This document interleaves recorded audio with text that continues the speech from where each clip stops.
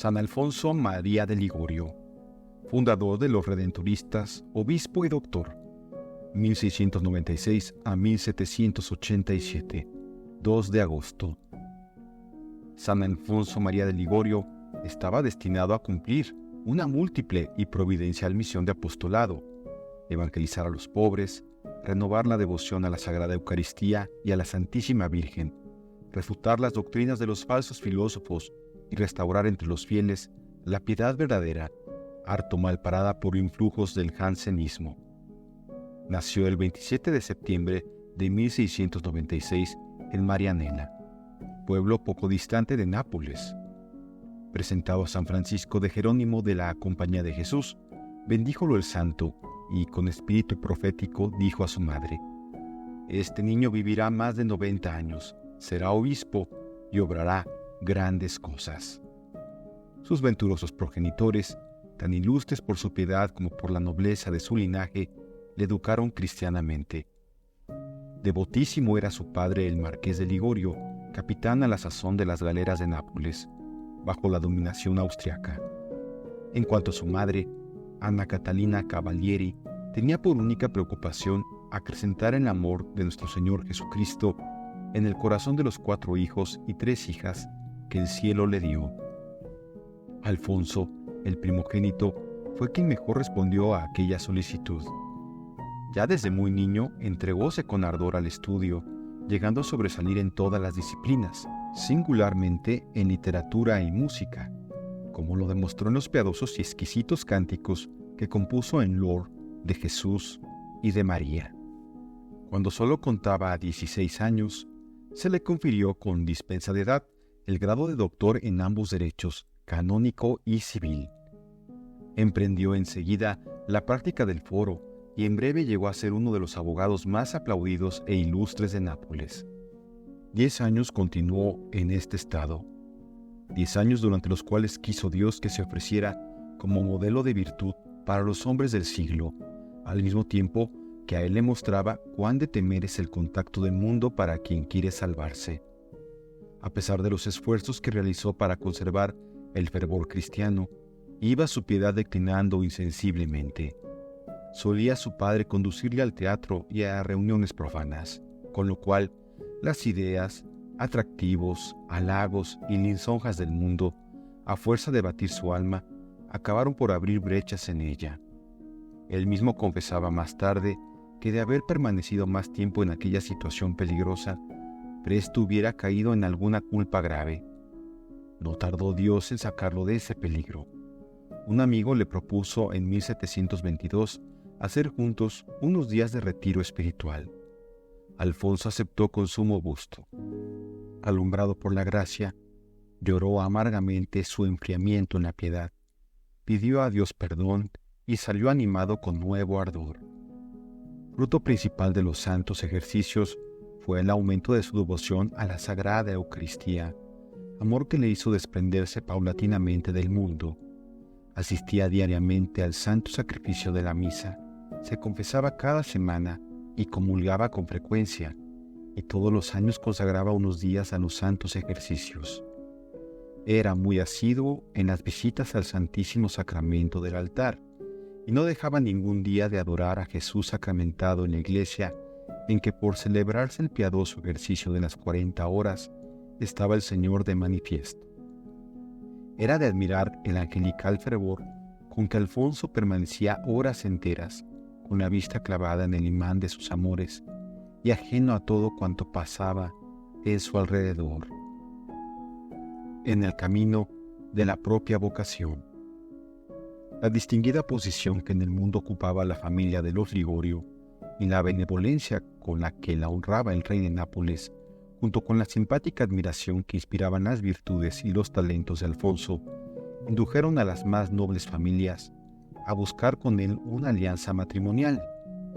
2 brillantes proyectos se le ofrecieron sucesivamente con grande alegría de su padre, pero Alfonso, que había resuelto dar su corazón a solo Dios, supo apartarlos con tanta discreción como firmeza. Un suceso providencial acabó de mostrarle claramente el camino que había de seguir. En el año 1723, confiaron en un pleito de mucha importancia que había de defender contra el gran duque de Toscana. Un mes entero empleó en el estudio de todas las piezas del proceso. Cuando ya se creyó seguro del triunfo, presentóse ante el tribunal a defender su tesis, lo que hizo con tal elocuencia que arrancó del público los más entusiastas aplausos. Todos daban ya por ganada la causa y el presidente solo pensaba en pronunciar sentencia en su favor, cuando el abogado de la parte contraria se levanta sonriente y, mostrándole una de las piezas del proceso, señala a nuestro brillante orador una circunstancia esencial en que no había reparado y que destruye por su base la tesis de aquella defensa. Un rayo que cayera en aquel momento no habría producido efecto más fulminante en el joven letrado, cuya lealtad se mostró siempre tan sincera. Con el carmín de la vergüenza en el rostro: «Perdonen, señores», dijo, «me he equivocado, estaba en un error», y sale enseguida diciendo: «Mundo falaz, te conozco, en adelante ya nada serás para mí». Acostumbraba a visitar y asistir a los enfermos del Hospital de Incurables. El 28 de agosto de 1723, mientras ejercía este oficio de caridad, parecióle que la sala se llenaba de vivos resplandores y que una voz le decía: «¿Qué haces todavía en el mundo?». «Señor», contestó, «demasiado tiempo he resistido ya. Heme aquí, haz de mí cuanto te plazca». Y saliendo del hospital, entró en la iglesia de los padres mercedarios, que a corta distancia estaba, y en la cual se hallaba expuesto el Santísimo Sacramento. Postrado Alfonso ante la víctima divina, ofrecióse nuevamente a Dios sin reserva, y como prenda de su sacrificio, fuese a depositar su espada en el altar de la Santísima Virgen. Su director espiritual, el padre Pagano, de la congregación del oratorio, le alentó a perseverar en sus propósitos, sin hacer caso de las dificultades que sobrevinieran. Mas para seguir los impulsos de la gracia, iba a encontrar grandes obstáculos en su propia familia, cuya resistencia fue duradera y tenaz. Su padre, especialmente, parecía dispuesto a no ceder en manera alguna. Doblegóse por fin, pero con la condición de que su hijo no había de entrar en la congregación del oratorio y seguiría habitando la casa paterna. El sábado 23 de octubre de 1723, Alfonso se despojó para siempre de sus vestidos de gentilhombre. Ya antes había comenzado con ardor el estudio de la Sagrada Teología.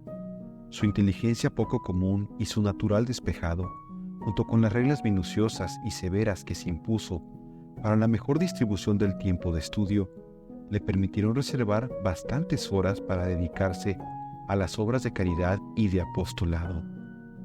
Y así era espectáculo a la par asombroso y edificante ver a ese joven noble y de porte distinguido, que había renunciado a un porvenir brillante y recorría las calles y plazas públicas para recoger a los pequeñuelos, conducirlos a la iglesia y enseñarles con tanto celo como paciencia y humildad los primeros rudimentos de la doctrina cristiana y las primeras nociones del amor de Dios. Vestía con sencillez y modestia. Ayunaba todos los sábados a pan y agua en honra de María Santísima. Maceraba su carne con cilicios y disciplinas y ejercitábase en todo momento con profunda fe e infatigable ardor en las prácticas de penitencia y en la mortificación de los sentidos. El 21 de diciembre de 1726, el cardenal Pignatelli, arzobispo de Nápoles, le confirió el orden sacerdotal. Poco después, cantó su primera misa. En el púlpito, gozo de un padre. Puede afirmarse que desde ese día su vida entera fue una predicación continua y una perpetua exhortación a la virtud. Solo Dios conoce el sinnúmero de almas que convirtió, fortaleció en la vida cristiana o impulsó por los caminos de la perfección. Las multitudes acudían en masa para verle y no se cansaban de escucharle. Las parroquias y las comunidades religiosas solicitaron de todas partes la edificación de su palabra apostólica. Clérigos y magistrados, magnates y plebeyos, caballeros y damas de la más noble alcurnia, al igual que los artesanos y las humildes mujeres del pueblo, llenaban los templos en que había de predicar. Su palabra, a la vez noble, llana, viva y arrebatadora, fluía con unción santa de su boca, penetraba suavemente las inteligencias y los corazones de sus oyentes, y siempre producía fruto en las almas. Un sacerdote que no predica a Jesús crucificado, decía más tarde el santo, se predica a sí mismo, falta a las obligaciones de su sagrado ministerio y no obtiene provecho alguno. En esta norma basó siempre sus sermones, lo cual explica en parte la fama del encendido orador y el éxito de sus pláticas. Pasaba cierto día el marqués de Ligorio por delante de una iglesia en que se celebraba el piadoso ejercicio de las 40 horas, y su devoción le impulsó a penetrar en el templo. Alfonso ocupaba en aquel momento la cátedra sagrada. No le cayó muy en gracia al padre esta coyuntura, porque él, tan aficionado en otros tiempos a escuchar los discursos de su hijo abogado, no tenía ahora valor para asistir a un sermón de su hijo sacerdote. Con todo, permaneció en la iglesia. Muy presto se apoderó de su alma honda emoción. El Padre Terrible, desarmado por las palabras del Hijo Santo, se conmueve hasta derramar dulces lágrimas. Apenas terminado el sermón, corre a la sacristía al encuentro de su hijo. Le abraza y exclama: «Hijo mío, tú me has revelado a Dios. Bendito seas, Alfonso, por haber abrazado una carrera tan santa. Perdóname los disgustos que te causé al oponerme a los designios de Dios sobre ti». Director de conciencias. No menos consoladores eran los frutos que el santo misionero alcanzaba en el confesionario. Asustóle en un principio la idea elevada que concibió de un ministerio tan sublime y que tan eminentes cualidades requiere, y fue menester que el cardenal Pignatelli le mandase, en virtud de santa obediencia, hacer uso de los poderes que le confiriera. Alfonso obedeció y logró un bien inmenso. Cuanto más encenagada en el vicio está un alma, decía más tarde, y más enredada con las ligaduras de la culpa, tanto más se ha de procurar, a fuerza de bondad, arrancarla de las garras del demonio para ponerla en brazos de Dios. Así lo practicaba puntualmente él mismo, y tal ascendiente alcanzaba sobre los infelices pecadores que jamás hubo de verse en la dolorosa obligación de despachar a uno solo sin haberlo antes reconciliado con la divina misericordia. Bondad ha sido esta muy característica en la obra de San Alfonso María de Ligorio y que ha venido como herencia hasta sus hijos. Acostumbraba a dar como penitencia el volverse a confesar al cabo de cierto tiempo, la frecuentación de los santos sacramentos de penitencia y Eucaristía y la asistencia diaria al santo sacrificio de la misa, acompañada de la meditación en los sufrimientos de Jesucristo.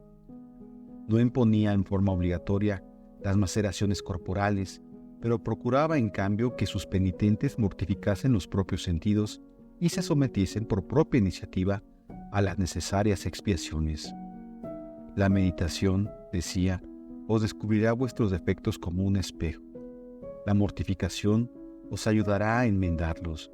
Sin mortificación no hay verdadera oración, ni es posible la mortificación sin el espíritu de oración. De cuantos verdaderos penitentes he tratado, no he visto uno solo que no se diera a ambos ejercicios. Vivamente alentaba a practicar la visita cotidiana al Santísimo Sacramento y así decía: no existe delicia comparable con la de permanecer prosternado ante el altar y allí, en íntimo acercamiento, conversar familiarmente con Jesús, que por nuestro amor se encierra en el sagrario, implorar perdón por los disgustos que se le han dado, exponerle las propias necesidades como un amigo a su amigo y pedirle su amor y sus mercedes. Su celo ardiente le sugirió la idea de reunir todas las noches a los artesanos y personas de humilde condición social después de terminado el trabajo diario, para instruirlos en los elementos de la religión. No faltaron cooperadores celosos, tanto eclesiásticos como seglares, que se le unieran para esta santa obra social cristiana, a la que sirvió de modelo la que años antes estableciera en Roma San Felipe Neri. Con ella alcanzó Alfonso los resultados más consoladores. Muchos años después de su muerte, se contaban en Nápoles cerca de 80 reuniones de esta clase, a cada una de las cuales asistían alrededor de 150 personas. Aún hoy día se celebran. El programa suele ser instrucción, canto, rezos y al final las confesiones. Funda la Congregación del Santísimo Redentor. El celo que abrazaba el corazón de Alfonso le inspiró el deseo de llevar a otros pueblos la fe cristiana. Resolvió, pues, ir a la China con tal objeto, mas habiéndolo consultado antes con su confesor, por no haber aprobado el proyecto, renunció sin más a aquel su dorado sueño. Aconteció por entonces que una santa religiosa de Scala, Sor María Celeste Costa Rosa, favorecida del Señor con gracias sobrenaturales, afirmaba haber tenido una visión el día 3 de octubre de 1731, vigilia de la fiesta de San Francisco de Asís. Nuestro Señor se le había aparecido con el pobrecito a su diestra y Ligorio a su izquierda. Llevada a la presencia de éste, le dijo: Dios os llama a fundar una congregación de misioneros que procuren socorros espirituales a los más desprovistos de instrucción religiosa. Estas palabras alarmaron grandemente a Alfonso y dieronle no poca turbación. Preocupado por ellas, entregóse de lleno a la oración y suplicó al Señor le manifestase su voluntad. Muy pronto conoció que Dios reclamaba de él la realización de aquella empresa que había de ser la mayor y más fecunda de todas sus obras. En breve se agruparon en Scala, bajo su inmediata dirección, varios eclesiásticos dispuestos a dar misiones, especialmente en las parroquias rurales, que entonces estaban muy abandonadas, año 1732. Aunque su programa era hermosísimo, no escasearon a la nueva congregación las contrariedades humanas y los obstáculos de todo género. La mayor parte de los amigos de Alfonso le desaprobaron. Su anciano padre, deshecho en lágrimas al pensar en el alejamiento del hijo, trató por cuantos medios halló a su alcance de disuadirle. Sus compañeros, salvo 2, le abandonaron por hallar sus programas duros de cumplir. No arredraron, sin embargo, a nuestro santo misionero aquellas dificultades. Confiaba en que la Santísima Virgen, su refugio ordinario, le ayudaría a sortearlas. Pronto acudieron nuevos auxiliares en considerable número, de suerte que al cabo de 3 años el naciente instituto contaba ya con 4 casas establecidas. El principal afán del fundador era fomentar las virtudes religiosas y el celo apostólico entre sus compañeros. Al divisar un poblado en que se proponía dar la misión, rezaba con fervor las letanías de la Santísima Virgen y otras oraciones.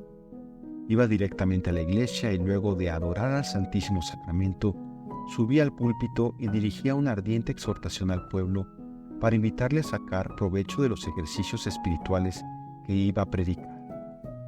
Solían estos durar de 15 días a un mes. Además de las reuniones generales, celebraba otras especiales almudadas a las distintas categorías de concurrentes. En los 3 primeros días, al anochecer, recorrían los padres misioneros las calles más frecuentadas para invitar a todos los habitantes a las instrucciones y recordarles de paso las postrimerías. 3 veces durante la misión, en el curso de los sermones acerca del pecado, del escándalo y del infierno, el santo predicador se flagelaba en el púlpito con una soga. El consuelo más dulce para el celoso misionero era hablar de María Santísima. Cierto día, mientras trataba en folla de su tema favorito, ante una muchedumbre inmensa de fieles, un rayo de luz resplandeciente que salió de un cuadro de la Virgen vino a iluminar con claridad celestial el rostro del santo predicador, que arrobado en éxtasis quedó levantado a varios codos sobre el suelo. Testigo el pueblo de tamaño prodigio prorrumpió en gritos de ¡milagro! ¡milagro! Fue tal la emoción que se apoderó de algunas públicas pecadoras allí presentes, que comenzaron a pedir a voz en grito perdón de sus pasados extravíos, y días después abandonaron el mundo para consagrar el resto de su vida a ejercicios de rigurosa penitencia. Es nombrado obispo. Confiaba Alfonso María de Ligorio acabar plácidamente su vida rodeado de sus hijos espirituales, cuando en marzo de 1762 recibió del Papa Clemente XIII las letras apostólicas en que se le nombraba obispo de Santa Águeda de los Godos, pequeña ciudad situada entre Benevento y Capua. Su sorpresa solo puede compararse con el dolor que experimentó. Suplicó al sumo pontífice le permitiese declinar tan pesada carga, pero solo consiguió que el Papa le enviara, por medio del cardenal Negroni, su secretario, orden formal de aceptar. «Cúmplase la divina voluntad», dijo Alfonso, «y ya que él me pide el sacrificio de los días que me quedan de vida, me someteré. El Papa ordena y yo debo obedecer. Dios me expulsa de la congregación a causa de mis pecados». Fue tal la impresión que nuestro santo enfermó gravemente. Ya repuesto, acudió a recibir en Roma la consagración episcopal el día 20 de junio de 1762. Seguidamente marchó a la capital de su diócesis. No es para descrito el júbilo y el entusiasmo con que en ésta le recibieron cual a un nuevo San Carlos Borromeo. Su primera preocupación fue la reforma del seminario y del clero. Empleóse luego en fundar cofradías que fomentasen la piedad y la frecuencia de sacramentos. Cada año visitaba a una mitad de su diócesis. La caridad con que atendía a los pobres le llevaba a desprenderse en su favor aún de las cosas más indispensables. Cierto día que regresaba a casa, viose envuelto por un grupo numeroso de necesitados que le pedían limosna. «Hijos míos», les dijo, «ya nada me queda con qué socorreros. He vendido el coche, las mulas y cuanto tenía. No tengo dinero ni encuentro una persona que quiera prestármelo». Y profundamente dolorido, se echó a llorar. Su muerte y glorificación. A los 13 años de fecundo episcopado, quebrantada su salud por la edad y por graves indisposiciones corporales, logró le aceptase el Papa Pío VI la dimisión de sus funciones y regresó al convento de Pagani, sitio a 5 leguas de Nápoles. Considerábase feliz de morar nuevamente con sus hermanos de religión y de volver a abrir su clavicordio. Las persecuciones, humillaciones, tentaciones y escrúpulos habían de amargar los últimos años del santo. Al final de su vida, Dios le devolvió la paz y murió San Alfonso bendiciendo a sus religiosos, cumplidos los 90 años de edad, conforme predijera San Francisco de Jerónimo. Sus venerados restos descansan en Pagani.